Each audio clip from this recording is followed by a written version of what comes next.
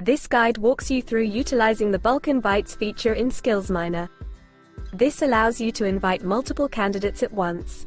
From uploading a CSV file to selecting message templates, inviting candidates, streamline your administrative tasks efficiently with this guide. Click on the Profile option. Access the administrator settings. Initiate bulk invitation process.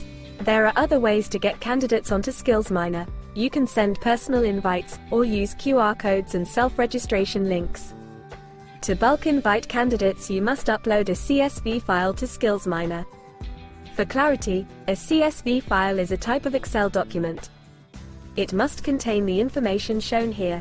You may be able to export this information from your customer relationship management or claims software. If so, just make sure the data aligns and is in the correct order. Spellings must be identical. If you need to create the information yourself, follow the next steps. All invited candidates must be assigned to contracts, providers and key workers. If you only have one contract, or one provider, or one key worker, SkillsMiner will save you time by selecting them by default. Otherwise, click on View Contracts to see which contracts you have that are relevant. The same applies to providers. You can click here to view the relevant providers available to you. All candidates you invite must be against one of these providers. The most important element is the Key Workers option. Click here for more information. Key workers are assigned to specific contracts and providers, so when inviting a new candidate, you must ensure they are added with the right criteria. For example, the highlighted key worker is assigned to the contract of apprenticeships and the provider People Plus. So any candidate you invite to be caseload managed by this key worker must use these parameters. This key worker is assigned to multiple contracts, so any of these can be used. Remember, a key worker can only be assigned to one provider.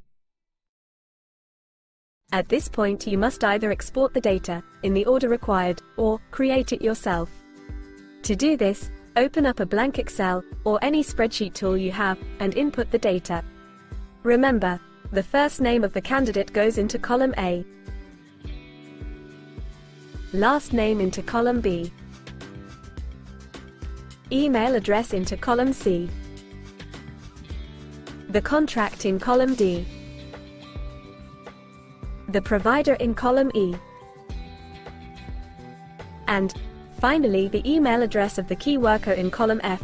As previously stated, spelling is critical and the key worker must belong to the contract and provider, or else the invite will fail.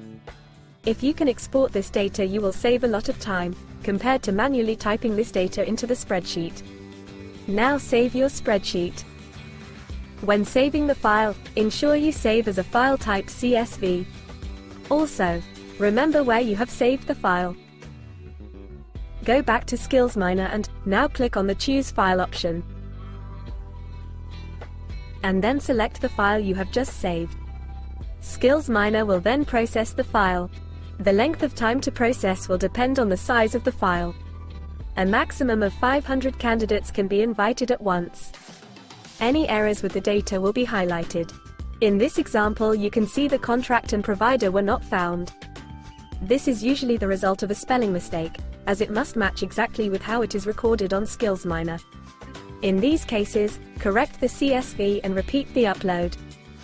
Once complete, you will notice all records are ticked and you now have the ability to personalize the invite to candidates. You can then input your own personalized message. This will then be added to the generic email message the candidate will receive. Finally, click Invite Candidates. Once completed, you will be notified of the success of the bulk invite. As usual, candidates included in the file will receive an emailed invite. And from this, they can easily access SkillsMiner. The guide covered navigating and utilizing the bulk invites feature in SkillsMiner. Master the process of inviting with candidates effortlessly.